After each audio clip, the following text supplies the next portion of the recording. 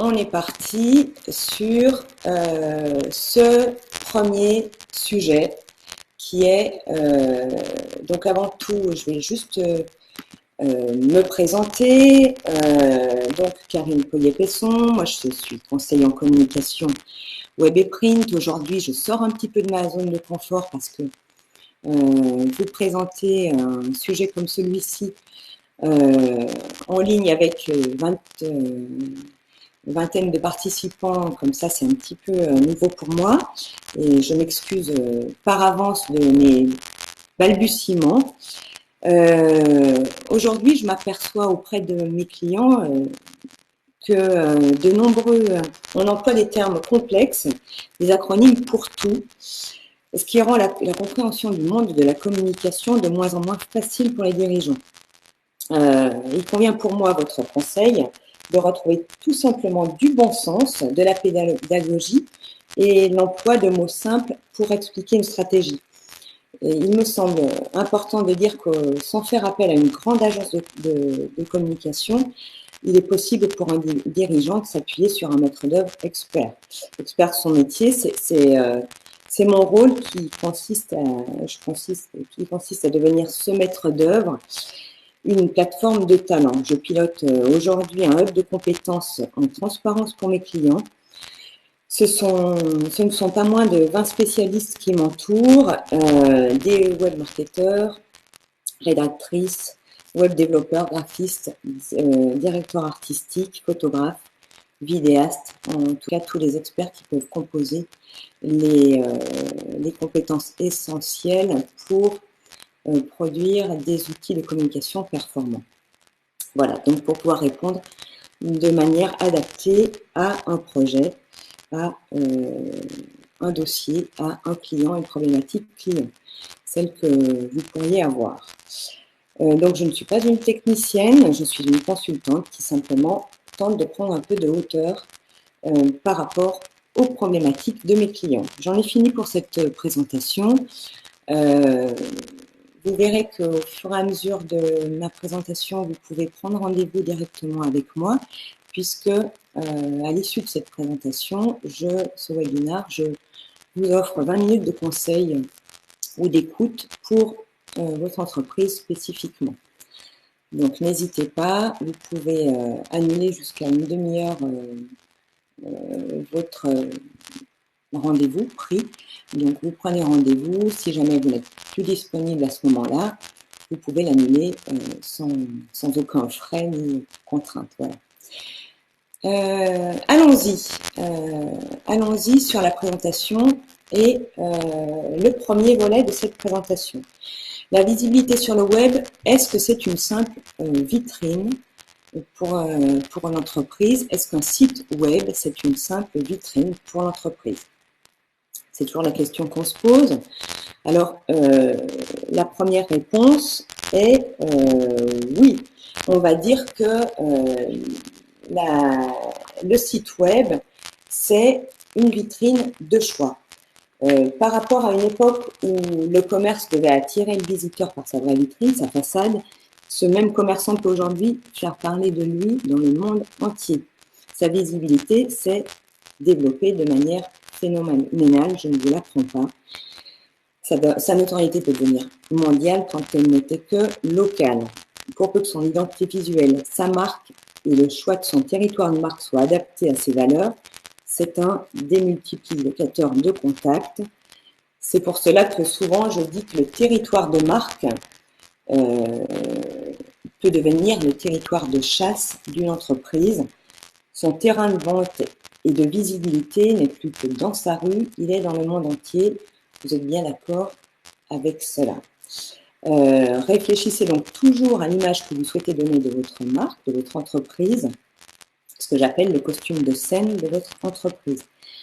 Grâce évidemment à tous ces petits éléments qui semblent parfois mineurs, mais qui sont très importants, qui concernent donc par exemple l'identité visuelle de votre entreprise, le territoire graphique de votre marque.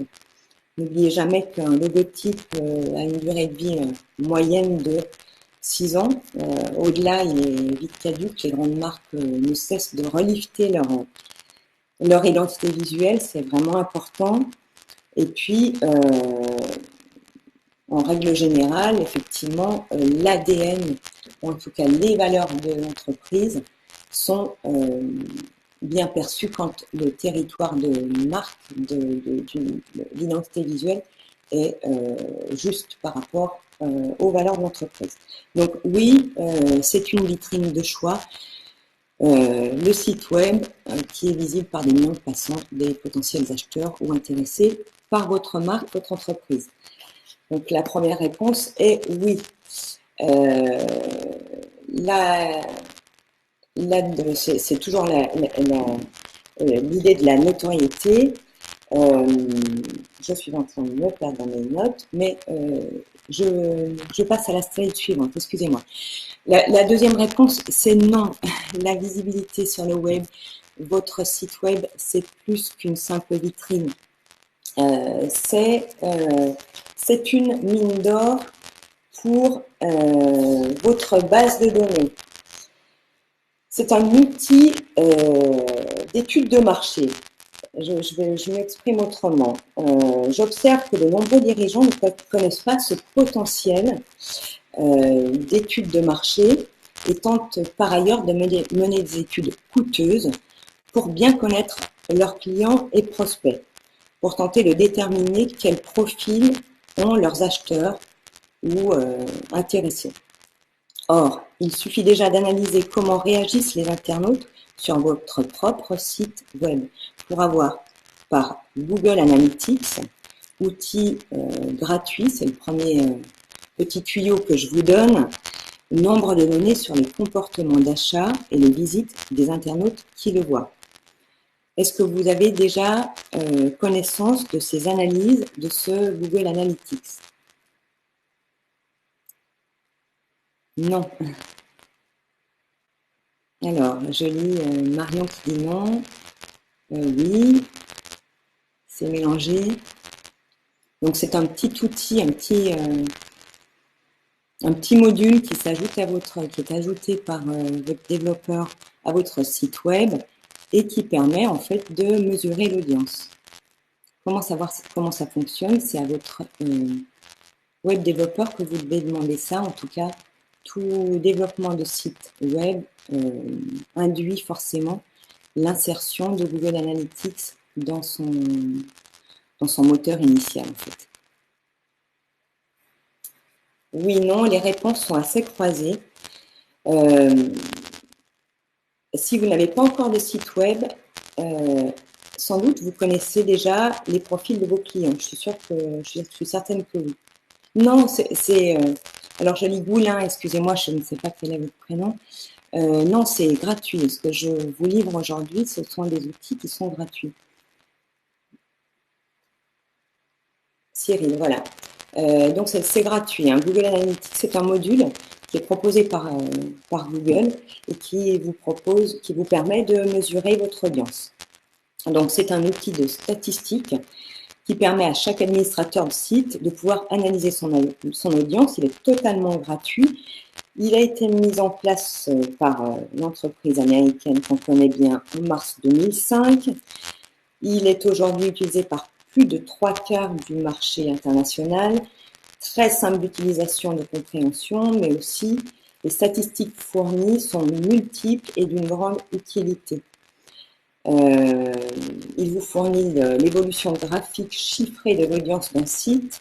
Les rapports de Google Analytics indiquent également comment les visiteurs naviguent sur votre site, ce qu'ils y font et comment ils sont arrivés. Vraiment, vous avez des données qui sont fortes parce que vous avez le profil, en gros, le profil client ou visiteur type, le taux de rebond. Vous savez, le taux de rebond, c'est vos visiteurs arrivent sur votre site, s'ils repartent aussi vite, c'est ce qu'on appelle le taux de rebond. Effectivement, ils peuvent arriver en partant aussi vite ou bien avoir une durée de consultation qui est assez longue, parfois 1 minute, 2 minutes, c'est déjà pas mal. Ce sont des données qui apparaissent sur le tableau de bord Google Analytics. Donc, si vous ne possédez pas, si vous avez un site web, si vous ne possédez pas ces analyses, votre développeur doit vous fournir ces informations. En tout cas, avoir installé Google Analytics pour que vous ayez déjà ces données, réclamez-lui vraiment ce module. Donc, vous voyez à quel point c'est déjà un bon indice, Google Analytics. Et si votre site internet n'existe pas, je suis certaine que vous avez déjà un bon outil de CRM ou une base de données clients, même sous Excel, qui vous donne un bon indice de qui sont concrètement vos clients aujourd'hui, quel est leur profil, ce qu'ils vous rapportent en termes de business. Est-ce que c'est le cas? Je continue à vous poser des petites questions comme ça au fil de l'eau, mais j'imagine que tout cela vous parle. Donc, en synthèse, le site internet, c'est oui, un outil de notoriété sur un terrain immense qu'est le web, c'est votre territoire de marque qui s'installe. Et non, c'est aussi beaucoup plus que ça, c'est votre mine au trésor. C'est un outil de base de données, client-prospect, qui est vraiment important. J'ai complètement oublié de revenir sur, et là je vais revenir sur ma présentation, sur un petit outil en amont de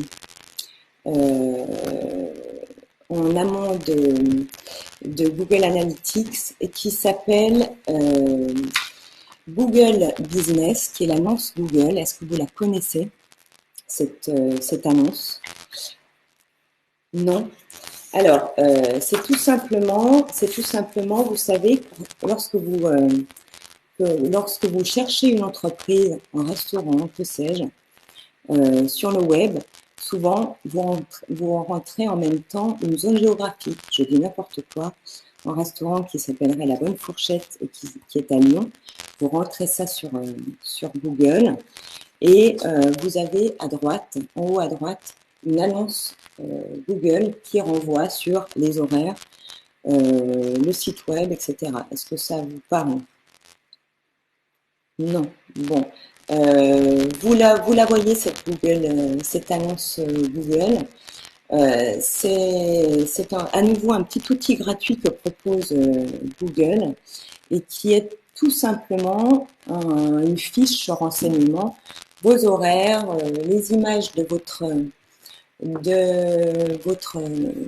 entreprise et qui est assez intéressante parce que vos clients, vos contacts peuvent mettre des avis, émettre des avis sur cette annonce. Ça la fait remonter dans Google Maps, qui est aussi un outil très intéressant lorsque vous tapez le nom d'une entreprise dans une zone géographique. Cet outil est gratuit. Il est lié à votre compte Gmail. Et c'est aussi, si vous êtes intéressé, comment faire pour faire remonter cette annonce Google, on peut en reparler ensemble en conversant lors d'un rendez-vous téléphonique, il n'y a aucun souci. Mais j'ai l'impression que vous êtes quand même nombreux à la connaître, cette annonce Google Business. Excusez-moi, je suis revenue sur la présentation du coup, mais effectivement, ces deux outils importants que sont la petite annonce Google Business et l'outil majeur qui est Google Analytics. Donc, deux outils incontournables et gratuits que vous pouvez utiliser sans mal et sans grosse formation. C'est assez simple. On va pouvoir continuer sur cette présentation et cette visibilité sur le web sans grever le budget. Là, vous voyez que je vous ai déjà présenté deux outils parfaitement à votre portée et gracieusement offert par Monsieur Google. Les acronymes dont je parlais, tous ces mots, ces mots qui parlent, qui font faire un petit peu la brasse coulée aux dirigeants aujourd'hui. Le responsive, l'UX design, le SEO, le SIA, qu'est-ce que c'est? Qu'est-ce que ça veut dire? Ce sont de nombreux mots qui n'ont pas forcément sens auprès de tous les dirigeants d'entreprise parce qu'effectivement, ils sont assez récents. Le premier mot important et qui est vraiment majeur, c'est le responsive. Qu'est-ce que c'est? Le responsive, c'est la responsivité, l'adaptabilité d'un site internet, c'est majeur. Je suis sûre que vous avez déjà tenté de zoomer sur votre smartphone avec vos deux doigts pour tenter de lire le contenu d'un site ou un rubricage. Est-ce le cas? Vous pouvez toujours répondre dans le chat. Oui, c'est assez insupportable, on est d'accord. Quand on parle de responsive design, ce n'est plus une option.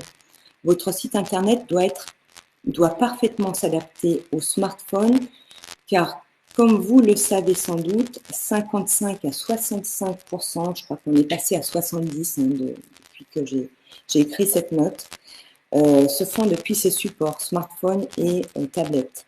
Le site responsive a remplacé les sites mobiles et même certaines applications coûteuses qui demandent des mises à jour régulières. Depuis juin 2016, Google ne référence plus les sites internet qui ne sont pas parfaitement responsives, le saviez-vous.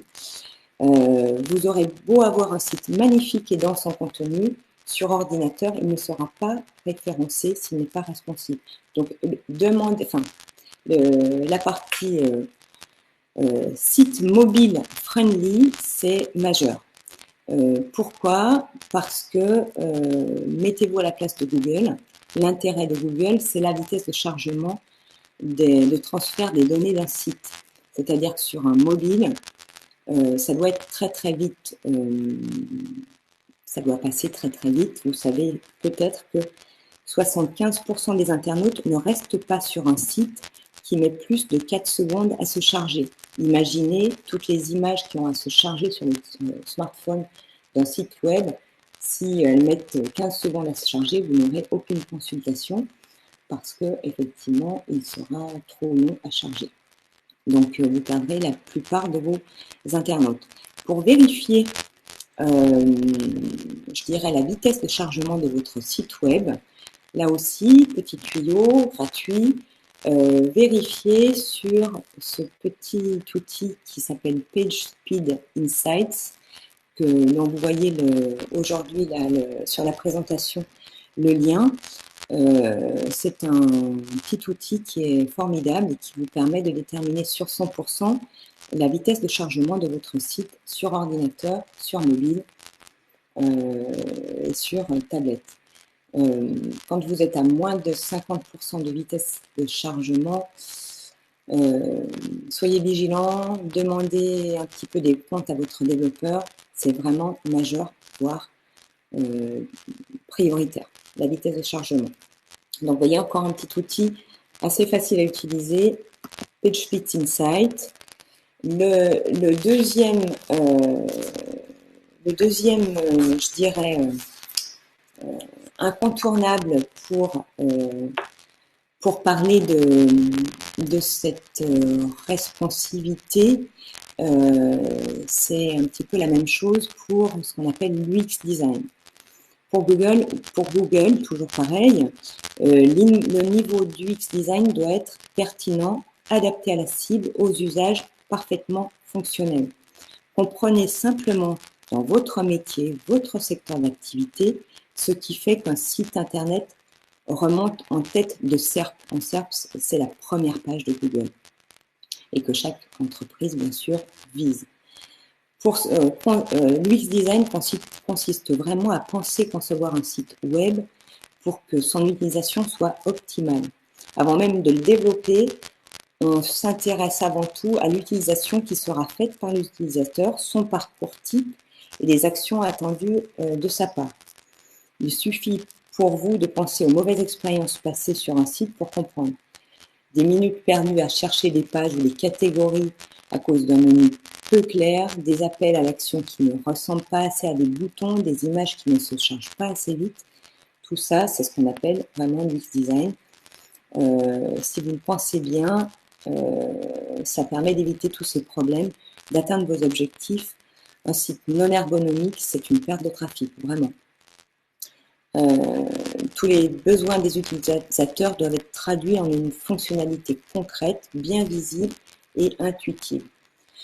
Pour cela, copiez les majeurs. Si vous faites de la vente d'appareils électroménagers, regardez comment sont faits les sites de Darty, de boulanger, et copiez. Ces mammouths ont observé les usages et habitudes de consommation de leurs clients. Faites pareil. C'est quand même toujours un petit peu difficile à dire, mais copier, c'est simplement inspirez-vous. Ne bouleversez pas les usages. L'UX design, c'est ça aussi. On a tous des habitudes de consultation d'un site web. Essayez de faire pareil, d'avoir des rubriques simples. Quel temps de chargement minimum? Je n'ai pas noté. Le chargement minimum, c'est en fait au-delà de 4 secondes, pardon Nathalie, je réponds un peu tard à votre question. Au-delà de 4 secondes, un internaute quitte votre site, en fait. Ça, ce sont les chiffres qui l'attestent.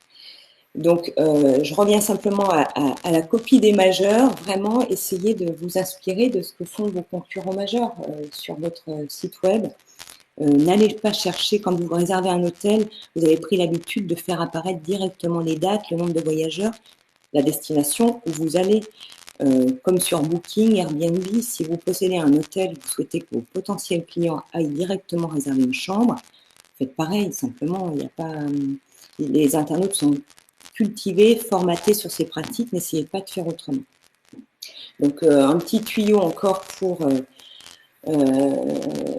les futurs usages de vos internautes. Regardez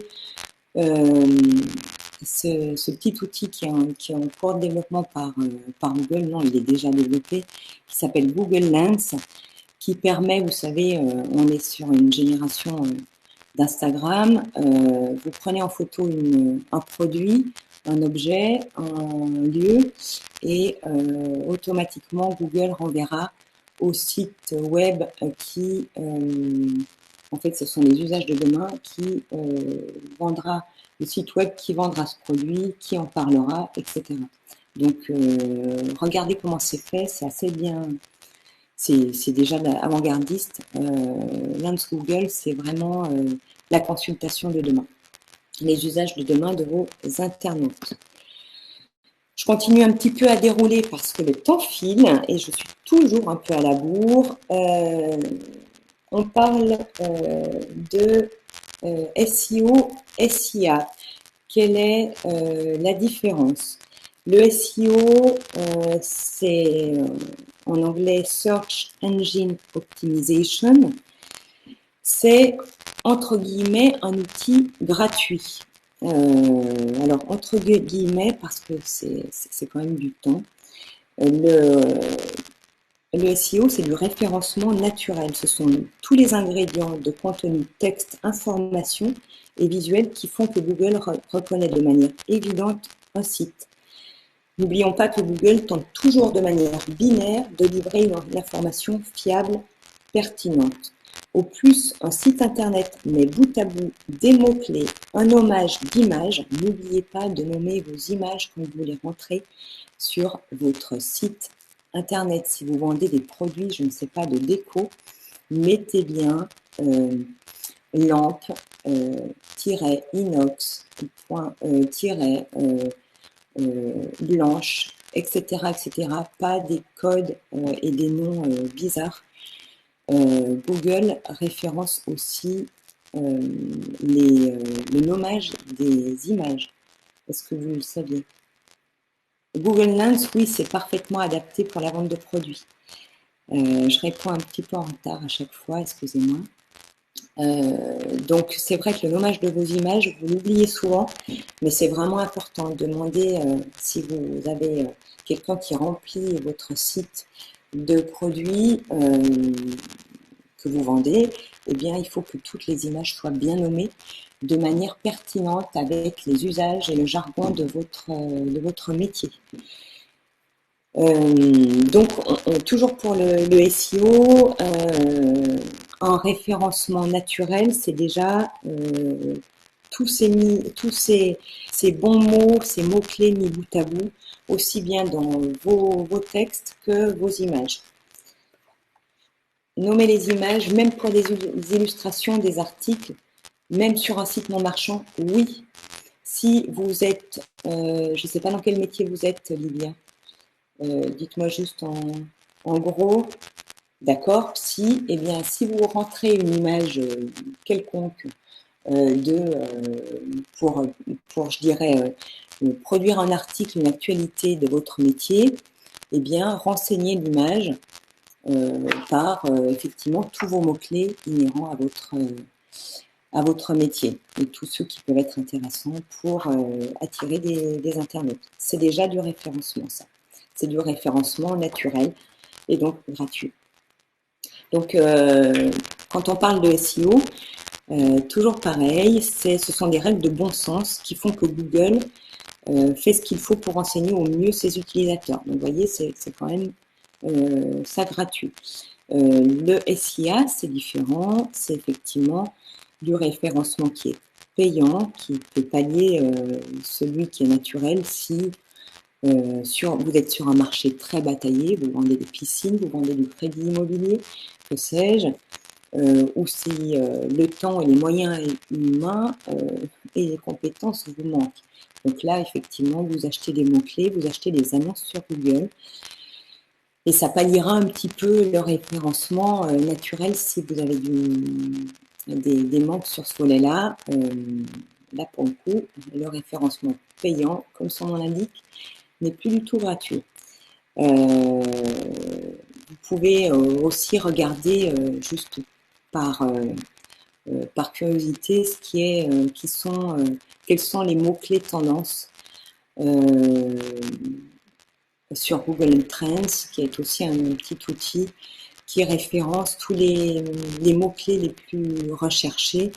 Évidemment, quand on est, par exemple, sur une période de Coupe du Monde, les mots-clés qui seront les plus recherchés seront liés à cette actualité, par exemple sur le foot ou une actualité politique ou que sais-je. Donc, c'est parfois difficile d'avoir des mots-clés qui s'y réfèrent, j'entends bien. Le temps passe, j'essaye de dérouler encore cette présentation. De toute façon, toujours pareil, vous pouvez toujours prendre rendez-vous avec moi. 20 minutes vous sont offertes et puis je pourrais vous faire parvenir à nouveau cette présentation si vous voulez redérouler certains éléments importants ou que vous auriez manqué. Des visiteurs pour votre site internet, oui, mais pour quoi faire? C'est toujours la question qu'on peut se poser. Parce que la base de données est cernée, je ne reviens pas sur la mine au trésor qu'est votre site web par Google Analytics, qui est votre base de données client que vous connaissez par simplement les profils d'acheteurs, de prospects que vous pourriez avoir. Mine de rien, vous allez vite connaître, si vous vous plongez sur ce sujet-là, les personas, les cibles, quel est le profil type de vos clients. Bien sûr, il y en a de nombreux, hein, mais le profil type est vite cerné. Votre visiteur est connu.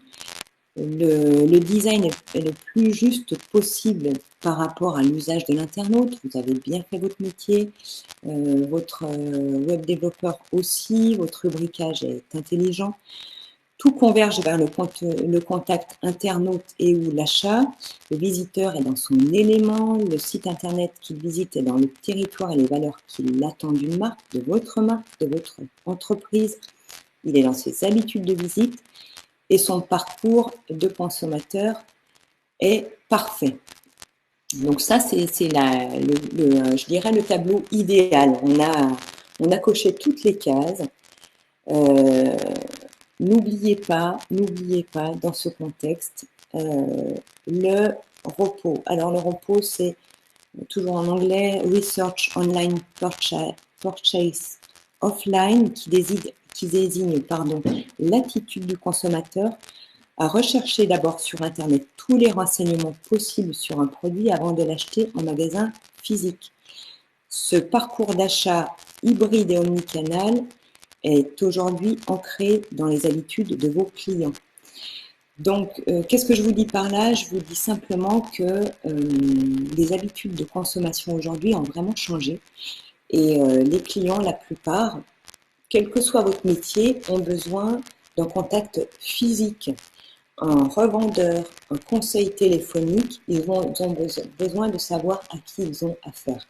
Donc, n'oubliez pas, n'hésitez pas de renvoyer en call to action avec des boutons tout simples, bien faits, des chatbots ou que sais-je, en tout cas vers un contact réel, concret, lorsque vous parlez de vos produits, de vos services, de vos activités sur votre site web. Aujourd'hui, vraiment, les internautes sont très vigilants à ne pas tomber en face d'une plateforme complètement froide et ils ont besoin de ce contact physique avec la société de service, l'entreprise qu'ils visitent sur le web. Voilà, donc ne l'oubliez pas, c'est du bon sens, mais c'est vraiment important. Ça induit forcément de mettre en place un programme relationnel. Quand je parle d'un programme relationnel, c'est vraiment de faire des tests sur une cible client. Souvent, je me rappelle aux dirigeants que j'accompagne, il vaut mieux valoriser la qualité plutôt que la quantité. Il vaut mieux inviter 50 prospects d'une manière ou d'une autre par votre site, par un email, par un texto, par ce que vous pouvez imaginer, par un appel téléphonique, à un moment particulier et ne retenir l'attention que de 2, plutôt que d'envoyer 1000 mailings sans filtre et impersonnels. Ça ne se fait plus aujourd'hui, ce ne sont pas les attentes de vos clients. La relation client personnalisée est possible grâce à une communication déployée avec des outils adaptés à l'échelle de l'entreprise. Ce sera adapté budgétairement aussi, évidemment. N'essayez pas,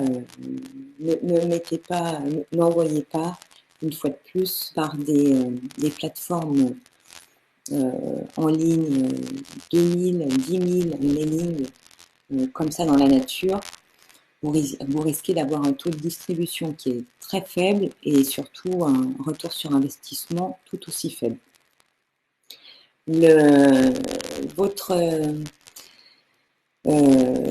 rappelle souvent que la relation client, le seul moteur, excusez-moi, de cette ambition, c'est une vision du dirigeant, une vision que vous devez avoir pour vous appuyer sur un prestataire stratégique adapté à votre entreprise.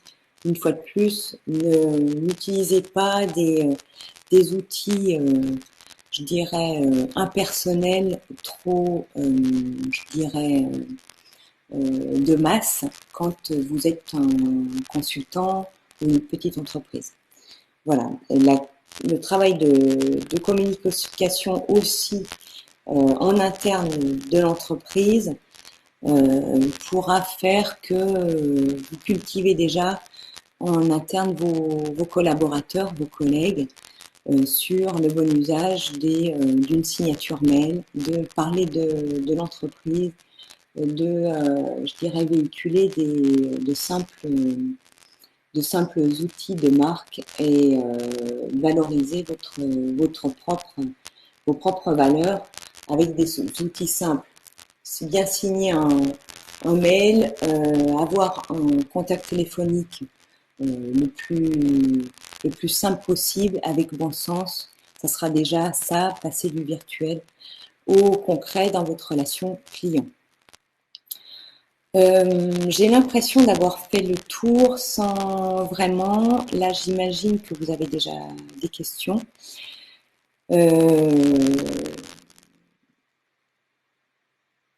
Est-ce que c'est le cas? Est-ce que vous êtes perdu? J'ai fait le tour de pas mal d'outils gratuits pour vous dire que, vous voyez déjà à votre échelle, vous pouvez, avec tous ces petits outils mis en place par Google et qui sont gratuits pour la plupart, bien faire votre travail de communication et je dirais, de détection de vos prospects et clients, je dirais, cibles.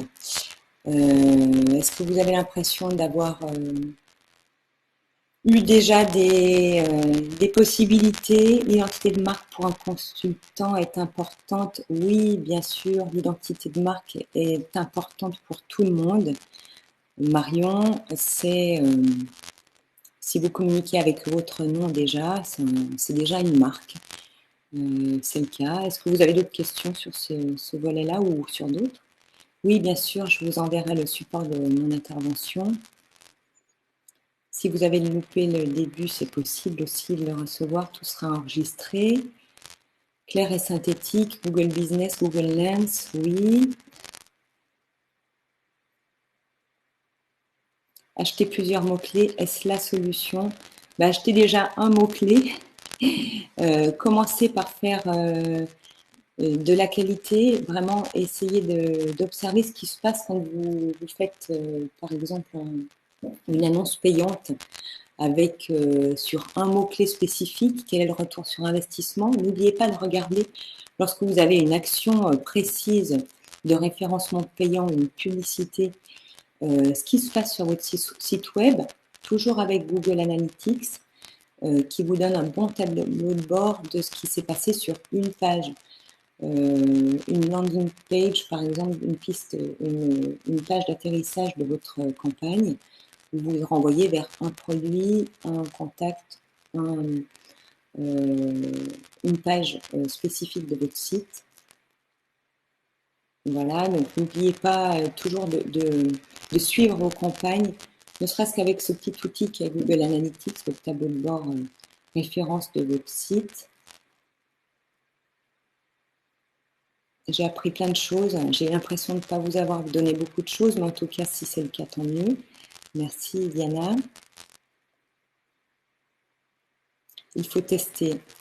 Oui, commencez par une petite, des petites choses. Google, l'annonce Google Business est un bon moyen de tester déjà. Si vous ne savez pas comment ça marche, appelez-moi. Merci, Livia. Oui, bien sûr, la landing page, elle doit être intégrée à votre site web.